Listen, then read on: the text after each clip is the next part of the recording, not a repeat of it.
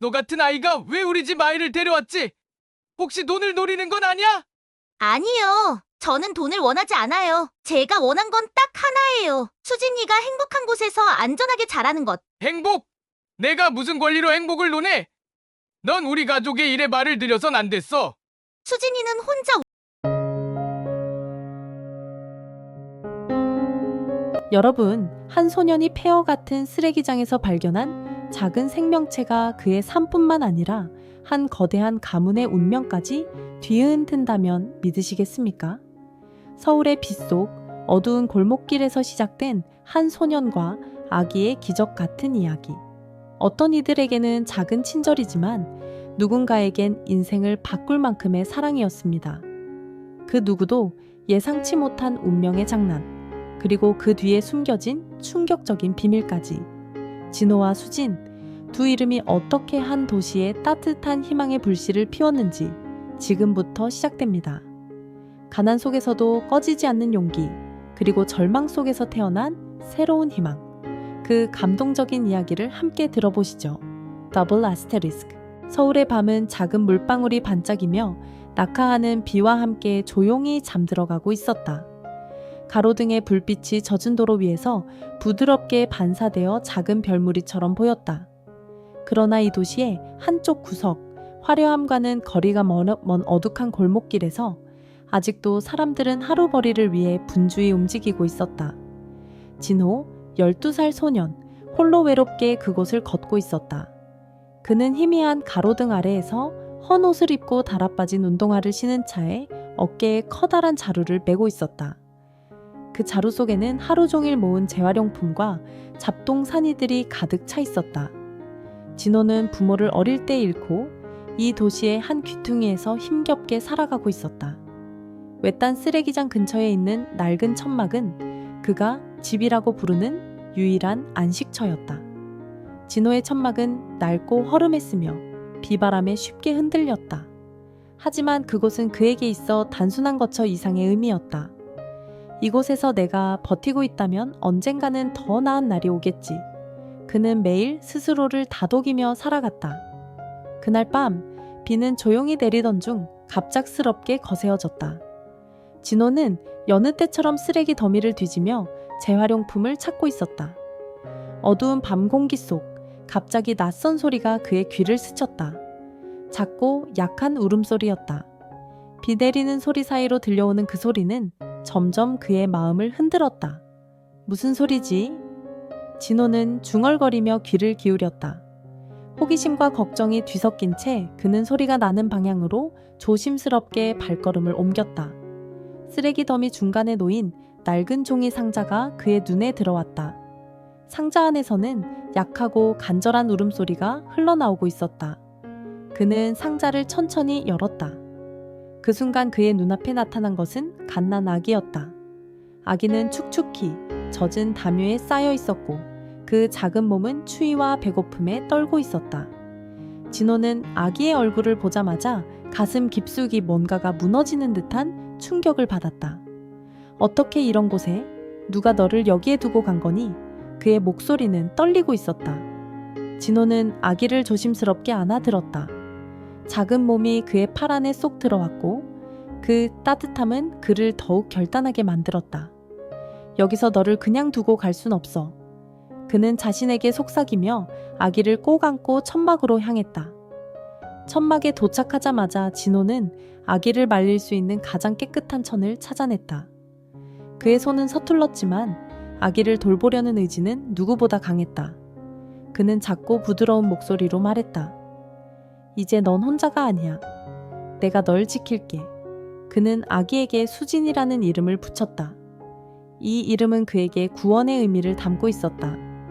어둡고 추운 밤, 수진이라는 이름은 그의 마음속에 작지만 강렬한 빛으로 자리 잡았다. 비가 점점 거세지고 서울의 어두운 밤은 더욱 깊어지고 있었다. 쓰레기장 근처는 적막감이 감돌았고 진호는 늘 하던 대로 낡은 자루를 들고 재활용품을 찾기 위해 쓰레기 더미를 뒤지고 있었다. 물방울이 그의 얼굴을 타고 흘러내렸지만 진호는 아랑곳하지 않았다. 매일 반복되는 고된 일상 속에서도 그는 희망의 끈을 놓지 않고 있었다. 그 순간 바람 소리와 빗소리 사이로 희미하게 무언가가 들려왔다. 응게, 응게. 진호는 걸음을 멈췄다. 귀를 기울이며 소리가 나는 방향을 찾으려 애썼다. 뭐지? 고양이인가? 그는 혼잣말을 하며 소리가 나는 쪽으로 조심스럽게 다가갔다. 소리는 점점 또렷해졌고 이제 그것이 아기의 울음소리라는 것을 알아챘다. 그의 가슴이 갑자기 두근거리기 시작했다. 여기 이런데 아기가 있을 리가 없잖아. 진호는 조심스럽게 쓰레기 더미 사이를 헤치며 걸음을 재촉했다. 어두운 쓰레기장 한쪽 구석, 낡고 젖은 종이 상자가 눈에 들어왔다. 소리는 바로 그 상자에서 흘러나왔다. 그의 손은 상자 쪽으로 다가가면서도 약간의 두려움에 떨리고 있었다. 상자를 열자 그 안에 담긴 광경은 그의 마음을 산산조각냈다. 작은 갓난아기가 누워 있었다. 축축한 천에 쌓여 있었지만 비와 추위에 이미 온몸이 차갑게 식어 있었다. 아기의 얼굴은 푸르스름하게 변했고 작은 입에서는 약한 울음소리가 간간히 새어나왔다. 이럴 수가. 진호는 아기의 모습을 보고 말을 잇지 못했다. 그의 눈은 아기의 얼굴에 고정된 채로 미동조차 할 수 없었다. 한참을 그렇게 서 있다가 진호는 재빨리 정신을 차렸다. 그는 낡은 자켓을 벗어 아기를 감싸 안고 몸을 움츠리며 아기를 꼭 껴안았다. 괜찮아, 괜찮아. 내가 널 지켜줄게. 그는 낮은 목소리로 속삭였다. 진호는 비를 뚫고 천막으로 향했다. 그가 아기를 품에 안고 천막에 도착했을 때 그의 몸은 이미 젖을 대로 젖어 있었고 손은 얼어붙을 듯 차가웠다. 하지만 그런 건 중요하지 않았다. 그는 자신이 해야 할 일이 무엇인지 분명히 알고 있었다. 천막 안으로 들어온 진호는 가장 깨끗한 담요를 꺼내어 아기를 감쌌다. 그리고 천천히 그의 손을 아기의 이마에 얹었다. 아기의 이마는 불덩이처럼 뜨거웠고 작은 몸은 떨리고 있었다. 큰일이네. 진호는 중얼거리며 주변을 둘러보았다. 그는 무엇을 해야 할지 몰랐지만 멈춰 있을 수는 없었다. 그는 다시 밖으로 나갔다. 빗속을 뚫고 뛰어가며 근처에서 자신을 도와줄 수 있는 유일한 사람, 순자 할머니를 찾아갔다. 순자 할머니는 근처에서 작은 가게를 운영하며 혼자 살고 있는 노인이었다. 그녀는 종종 진호에게 빵이나 음료를 건네주며 따뜻한 미소를 짓곤 했다. 진호는 순자 할머니라면 자신을 도와줄 수 있을 거라고 믿었다. 할머니! 진호는 헐떡이며 가게 문을 두드렸다. 순자 할머니가 문을 열었을 때 그녀는 진호가 품에 안은 아기를 보고 놀란 얼굴로 물었다. 진호야, 이게 무슨 일이니? 이 아기는 누구니? 진호는 숨을 고르며 울먹이는 목소리로 말했다. 제가 쓰레기장에서 이 아기를 발견했어요. 그런데 열이 너무 많이 나요. 도와주세요, 할머니. 순자 할머니는 놀란 표정으로 아기를 살폈다. 그녀는 재빨리 약장을 열어 해열제를 꺼내고 아기를 위해 따뜻한 수건을 준비했다. 진호야, 우선 이 약을 먹이고 아기를 따뜻하게 해줘야 해. 하지만 이 아기를 계속 돌보는 건 내 힘만으로는 어렵겠구나. 너도 힘든 상황이잖니. 진호는 고개를 저었다. 아니에요, 할머니. 제가 할 수 있어요. 이 아기를 그냥 둘 수는 없어요. 제가 어떻게든 돌볼 거예요. 순자 할머니는 잠시 침묵하더니 고개를 끄덕이며 말했다. 네가 이렇게 결심했다면 내가 도와줄게. 하지만 진호야, 필요하면 언제든 나를 찾아오렴. 아기의 상태가 나아지지 않으면 병원에 데려가야 해. 천막으로 돌아온 진호는 아기를 작은 침대에 눕히고 수건으로 몸을 닦아주었다. 그는 해열제를 먹인 뒤 아기의 상태를 조심스럽게 살폈다. 다행히 아기는 조금씩 울음을 멈추고 조용해졌다. 진호는 아기의 작은 손을 잡으며 속삭였다. 너를 그냥 아기라고 부를 수는 없지. 이제부터 내 이름은 수진이야. 그 이름이 너에게 행운을 가져다 줄 거야. 수진이라는 이름은 진호에게 구원과 희망의 상징이었다.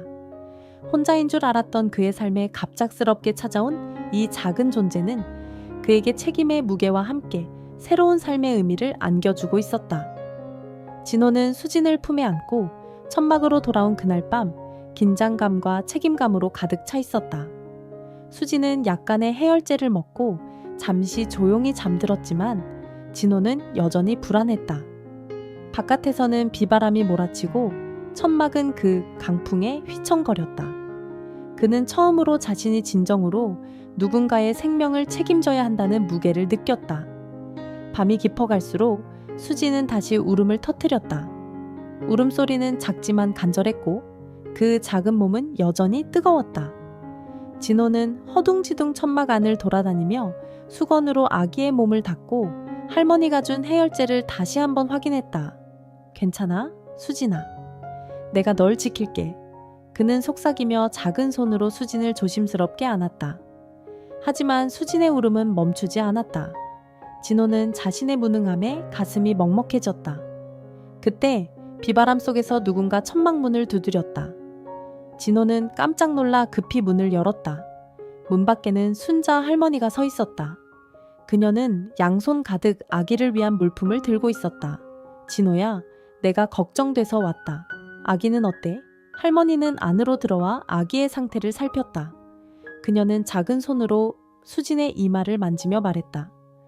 열이 많이 내렸네. 다행이다. 하지만 이 아이는 아직 약해. 네가 돌보는 것도 중요하지만 내가 너를 도울게. 새로운 배움. 양육의 시작 다음 날, 진호는 순자 할머니로부터 아기를 돌보는 기본적인 방법을 배웠다. 젖병에 우유를 데워 먹이는 법, 몸을 따뜻하게 유지하는 법, 아기의 울음을 구별하는 법까지. 진호는 그녀의 모든 말에 집중하며 열심히 따라했다. 그러나 그의 하루는 전보다 더욱 바빠졌다. 이른 아침부터 재활용품을 줍는 일은 여전했지만 이제 그는 수진을 돌보기 위해 몇 시간마다 천막으로 돌아와야 했다. 그는 배가 고파도 수진에게 우유를 사기 위해 자신이 먹을 돈을 아꼈다. 어느 날 진호는 쓰레기장에서 작은 곰인형 하나를 발견했다. 인형은 더럽고 낡았지만 그는 그것을 천막으로 가져가 깨끗이 씻었다. 수진아, 이건 너의 첫 번째 친구야. 그는 미소 지으며 인형을 아기 곁에 놓았다. 수진은 그 인형을 보며 작은 손을 흔들었고 진호는 처음으로 그녀가 웃는 것을 보았다. 그의 가슴은 따뜻한 기쁨으로 가득 찼다. 며칠 뒤 진호가 쓰레기장에서 일을 하고 있을 때 천막에 도둑이 들었다. 그들이 가져간 것은 진호의 작은 돈과 수진을 위한 몇 가지 물품이었다. 진호가 천막으로 돌아왔을 때 그는 텅 빈 천막을 보고 한동안 멍하니 서 있었다. 수진아, 미안해. 내가 너를 잘 지키지 못했어. 그는 수진을 품에 안고 속삭였다. 하지만 그 순간 그의 눈에는 더 강한 결심이 담겼다. 우린 이런 일에도 포기하지 않을 거야. 그는 순자 할머니에게 도움을 요청했고 그녀는 그에게 필요한 물품을 다시 사줄 수 있도록 도왔다. 진호야, 세상은 항상 너에게 친절하지 않을 거야. 하지만 네가 가진 마음은 세상을 바꿀 힘이 있어. 절대 잃지 마라. 시간이 지나면서 진호와 수진은 점점 더 강한 유대를 쌓아갔다. 수진이 점차 건강을 되찾아가면서 그녀의 웃음소리는 천막을 가득 채웠다. 그녀의 작은 손이 진호의 손가락을 꽉 잡을 때마다 진호는 자신이 선택한 길이 옳았음을 확신했다. 그러나 그의 마음 한편에는 여전히 불안이 남아 있었다. 내가 이렇게 계속 그녀를 지킬 수 있을까? 언젠가 더 큰 선택을 해야 할 날이 오겠지. 그는 밤하늘을 바라보며 혼자 속삭였다. 수진이 진호의 천막에서 안전하게 머물게 된 지도 몇 달이 흘렀다. 그녀는 이제 눈에 띄게 건강해졌고 진호의 돌봄 아래에서 활기를 되찾고 있었다. 매일 아침 진호는 수진을 위해 젖병을 준비하고 그녀를 안고 밖으로 나가 햇살을 쪼이게 했다. 작은 미소를 짓는 수진을 볼 때마다 진호는 자신이 얼마나 그녀를 소중히 여기는지 느꼈다. 그러나 그의 평온한 일상은 예상치 못한 한 사건으로 인해 12번째 흔들리게 된다. 어느 날 저녁, 진호는 쓰레기장에서 일을 마치고 천막으로 돌아왔다. 그는 하루의 피로를 풀기 위해 낡은 라디오를 켰다. 라디오는 서울의 주요 뉴스를 전하고 있었다. 긴급 속보입니다. 강남의 유명 재벌 가문인 김 회장 가족이 몇 달 전 병원에서 실종된 신생아를 찾고 있다는 소식입니다. 실종된 아기는 생후 며칠 만에 병원에서 사라졌으며 가족은 아기의 등 뒤에 있는 별 모양의 작은 점을 통해 신분을 확인할 수 있다고 밝혔습니다. 라디오에서 흘러나온 단어들이 진호의 귀에 꽂혔다. 별 모양의 점. 그는 곧바로 수진을 떠올렸다. 그녀를 처음 발견했을 때 그는 우연히 그녀의 등에 있는 작은 점을 본 기억이 났다. 진호는 라디오를 끄고 수진에게 다가갔다. 그녀는 여느 때처럼 평화롭게 자고 있었다. 진호는 조심스럽게 그녀의 등을 확인했다. 그리고 그 순간 그의 심장은 쿵 하고 내려앉았다. 수진의 등에 분명히 별 모양의 점이 있었다. 진호는 한동안 멍하니 앉아 있었다. 수진이 김 회장 가족의 아기일 가능성이 있다는 사실이 그를 혼란스럽게 만들었다. 그는 여러 가지 생각에 사로잡혔다. 만약 수진이 그 집의 아이라면 나는 그녀를 그들에게 돌려줘야 할까? 아니면 계속 내가 그녀를 지켜야 할까? 그의 머릿속은 점점 복잡해졌다. 그는 수진을 처음 발견했을 때의 기억을 떠올렸다. 그녀는 차가운 쓰레기 더미 속에서 버려진 상태로 있었다. 그들이 정말 그녀를 사랑했다면 어떻게 그녀가 그런 곳에 있었을까? 그러나 진호는 수진을 위해 최선의 선택을 해야 한다고 스스로를 다독였다. 그녀가 진정한 가족과 함께 더 나은 삶을 살 수 있다면 자신이 그녀를 붙잡고 있을 이유는 없었다. 진호는 고민 끝에 순자 할머니를 찾아갔다. 그는 할머니에게 라디오에서 들은 이야기와 수진의 등에 있는 점에 대해 말했다. 순자 할머니는 그의 이야기를 들은 뒤 깊은 한숨을 내쉬었다. 진호야, 네가 지금 얼마나 힘든 결정을 내려야 하는지 나도 이해한다. 하지만 아기의 미래를 생각해야 해. 김 회장 가족이라면 그녀에게 더 나은 삶을 제공할 수 있을 거야. 네 마음이 아프겠지만 이건 아기를 위한 일일지도 몰라. 진호는 고개를 끄덕이며 말했다. 할머니, 제가 정말 옳은 일을 하고 있는 건지 모르겠어요. 하지만 수진이 행복해질 수만 있다면 저는 뭐든지 할게요. 다음 날 아침, 진호는 수진을 안고 순자 할머니와 함께 강남으로 향했다. 그들의 목적지는 김 회장 가족의 저택이었다. 화려한 대저택 앞에 도착했을 때 진호는 압도당한 듯 한동안 말을 잇지 못했다. 그와 수진이 살아온 작은 천막과는 비교할 수 없는 거대한 건물이었다. 그들은 문 앞에서 경비원에게 자신들이 온 이유를 설명했다. 경비원은 처음에는 의심스러운 눈빛으로 그들을 쳐다봤지만 곧 김머석 김 회장 가족에게 상황을 알렸다. 잠시 후 한 여성이 문을 열고 나왔다. 그녀는 김 회장의 딸이자 수진의 어머니였다. 그녀의 눈은 수진에게 고정되었고 그녀는 믿을 수 없다는 듯 중얼거렸다. 내 아기, 정말로 내 아기야. 그러나 진호는 그녀를 향해 다가가지 못했다. 그의 마음속에는 여전히 복잡한 감정이 얽혀 있었다. 내가 정말 옳은 일을 하고 있는 걸까? 수진이 여기서 행복할 수 있을까? 가족들은 진호의 말을 믿기 위해 수진의 DNA 검사를 요구했다. 진호는 망설임 없이 동의했다. 며칠 후 검사 결과는 수진이 김 회장 가족의 친자라는 것을 확인해 주었다. 그러나 기쁨도 잠시, 진실은 점점 드러나기 시작했다. 수진이 병원에서 사라지게 된 이유는 단순한 사고가 아니었다. 김 회장의 동생인 태성, 즉 수진의 작은 아버지가 그녀를 납치했던 것이다. 그는 가족의 재산을 차지하려는 욕심에서 이 끔찍한 일을 저질렀고 그 과정에서 그녀를 쓰레기장에 버린 것이었다. 진실이 밝혀지자 가족들은 경악했다. 태성은 즉시 체포되었고 그의 악행은 전 국민에게 알려졌다. 진호는 이 모든 일이 끝났음에도 마음이 무거웠다. 그는 수진과의 이별을 받아들일 준비가 되지 않았지만 그녀의 행복을 위해 떠나야 한다는 것을 알고 있었다. 김 회장 가족은 진호에게 큰 보상을 약속했지만 그는 고개를 저으며 말했다. 저는 아무것도 필요 없어요. 수진이 행복하다면 그걸로 충분합니다. 만약 꼭 뭔가를 해야 한다면 저와 같은 아이들을 도와주세요. 그의 말에 김 회장은 눈물을 흘리며 고개를 끄덕였다. 진호는 수진이 김 회장 가족의 친딸이라는 사실을 알게 된 후 깊은 고민에 빠졌다. 매일 밤 그는 수진이 천막에서 잠들어 있는 모습을 바라보며 자신에게 물었다. 내가 그녀를 여기서 계속 키울 수 있을까? 아니면 그녀를 가족에게 돌려보내야 할까? 이 질문은 진호를 괴롭게 했고 수진과의 이별을 상상하는 것만으로도 그의 마음은 무거웠다. 며칠 동안 고민하던 끝에 진호는 결심했다. 수진은 나와 함께 있는 것보다 그녀의 진짜 가족과 함께 더 나은 삶을 살 수 있을 거야. 그는 이 결정을 내리는 순간 눈물이 났지만 수진을 위한 일이라고 스스로를 다독였다. 그는 순자 할머니를 찾아갔다. 할머니는 진호의 결심을 듣고 고개를 끄덕이며 말했다. 진호야, 네가 내린 결정은 쉽지 않았을 거야. 하지만 그만큼 내 마음이 깊고 따뜻하다는 걸 보여주는 거란다.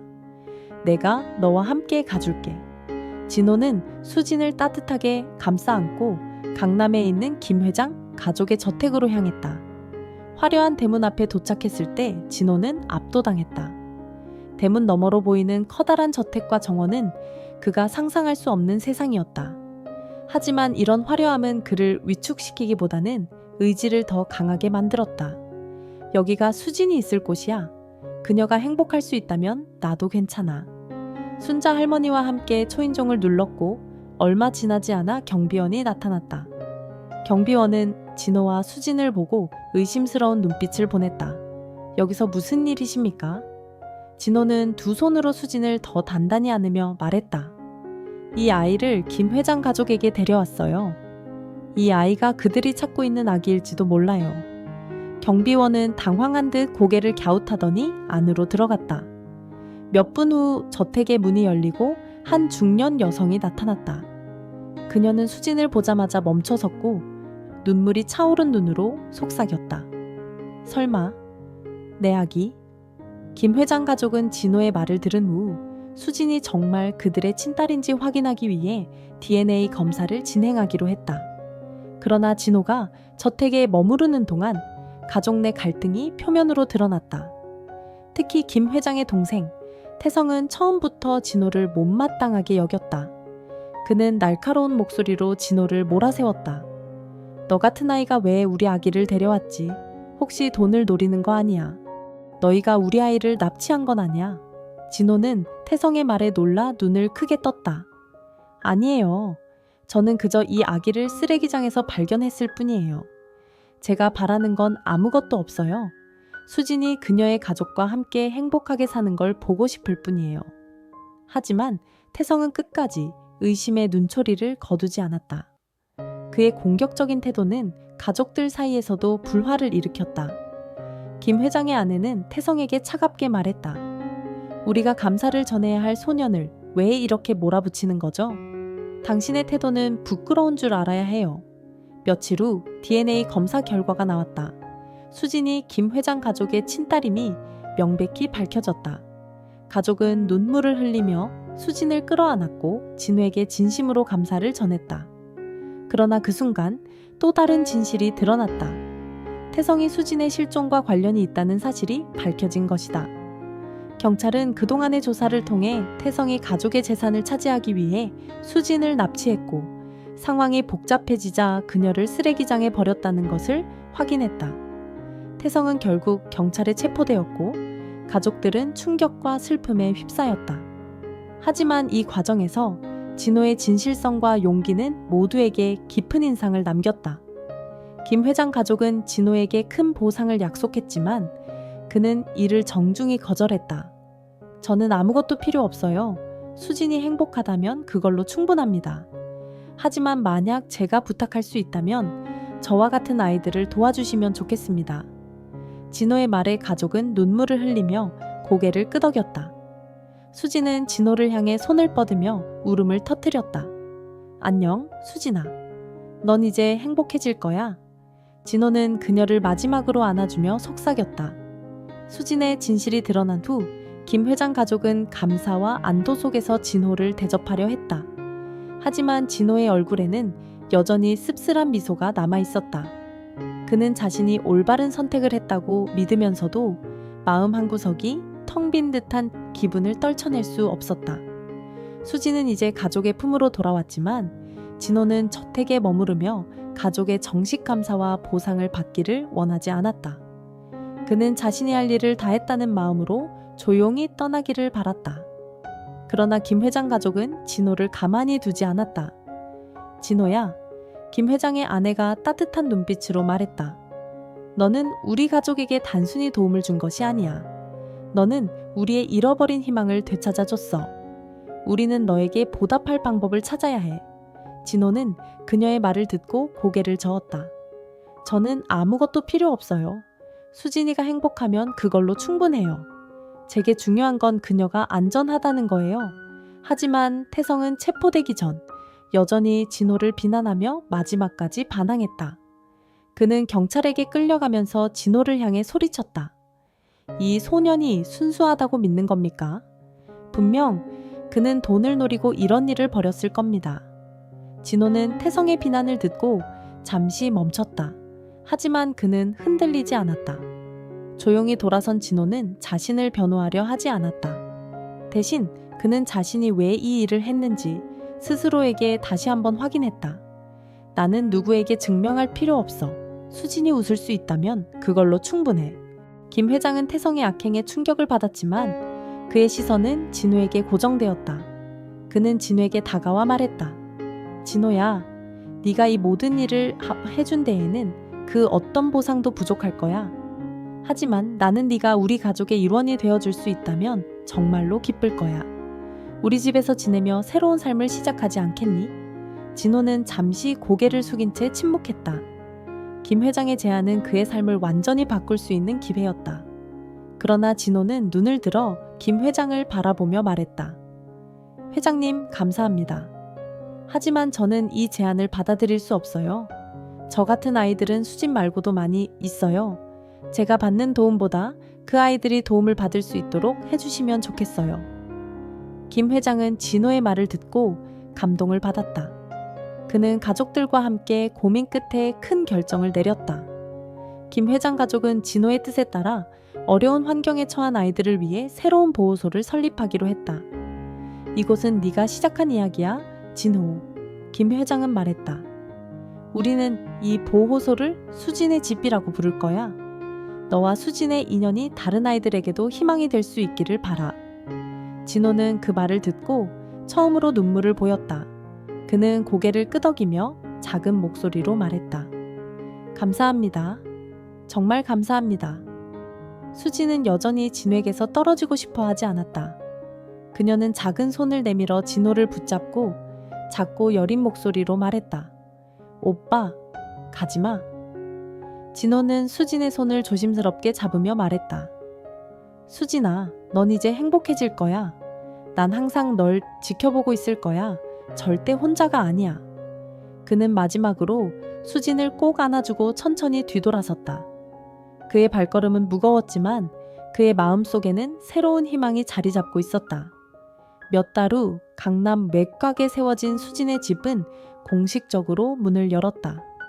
이곳은 진호가 꿈꿨던 대로 도움이 필요한 아이들에게 따뜻한 보금자리가 되었다. 진호는 이곳의 명예 설립자로서 보호소에서 아이들을 돌보는 일을 도왔다. 수진의 집회 개관식 날, 김 회장 가족과 수진이 진호를 찾아왔다. 수진은 여전히 진호를 오빠라고 부르며 그의 곁에 머물고 싶어 했다. 김 회장의 아내는 진호에게 말했다. 너는 우리 가족의 진정한 영웅이야. 네가 없었다면 우리는 지금처럼 행복할 수 없었을 거야.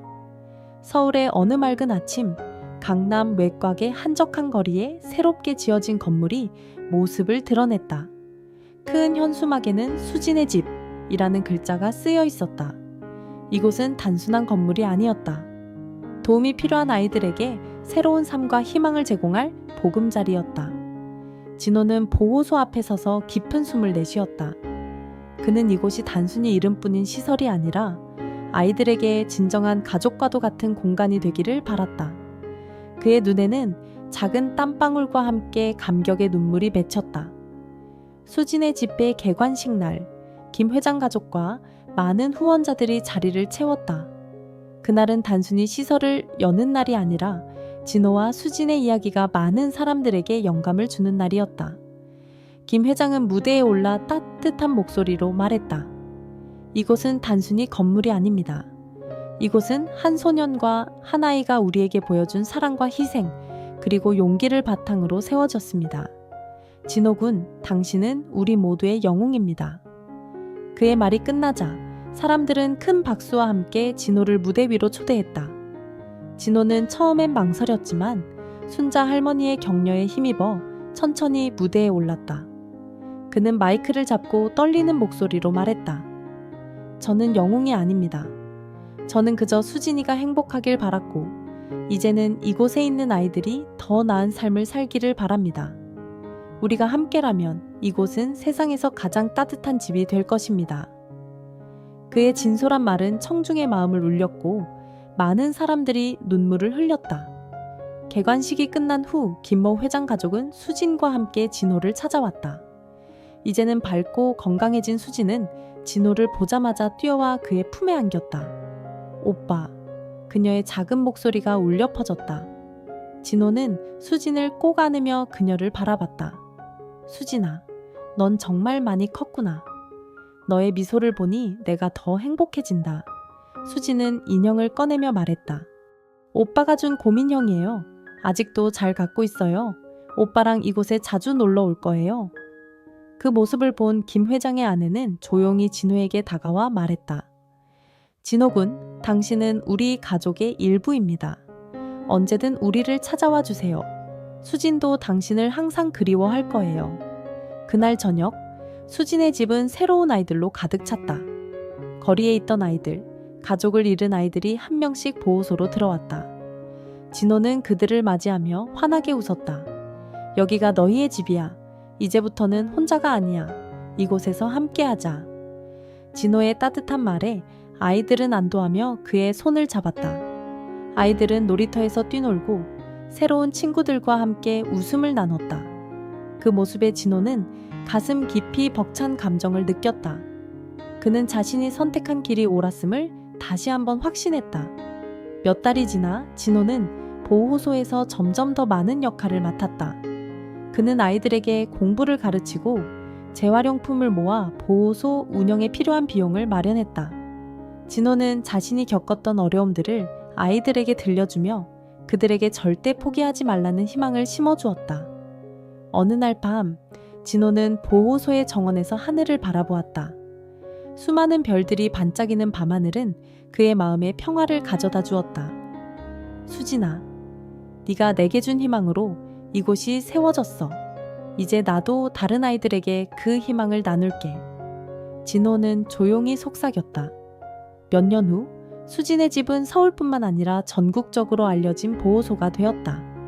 진호는 이제 아이들에게 형이자 아빠 같은 존재로 자리 잡았다. 그는 여전히 수진과 연락을 주고받으며 그녀가 성장하는 모습을 지켜봤다. 어느 날 수진이 수진의 집을 방문했다. 이제는 초등학교에 다니는 그녀는 밝고 씩씩한 모습으로 진호를 반겼다. 오빠, 저도 커서 오빠처럼 사람들을 돕는 사람이 되고 싶어요. 진호는 수진의 머리를 쓰다듬으며 말했다. 수진아, 넌 이미 많은 사람들에게 희망이야. 너라면 무엇이든 할 수 있어. 해가 저물고 아이들의 웃음소리가 보호소를 가득 채웠다. 진호는 그 모습을 바라보며 미소를 지었다. 그의 여정은 끝나지 않았고 그가 만든 사랑과 희망은 계속해서 퍼져나갔다. 어둠 속에서 빛을 찾아낸 진호, 그리고 그 빛으로 세상을 밝힌 수진. 한 소년의 작은 용기가 한 아기의 생명을 구했고 그 작은 생명이 다시 수많은 이들에게 희망을 선물했습니다.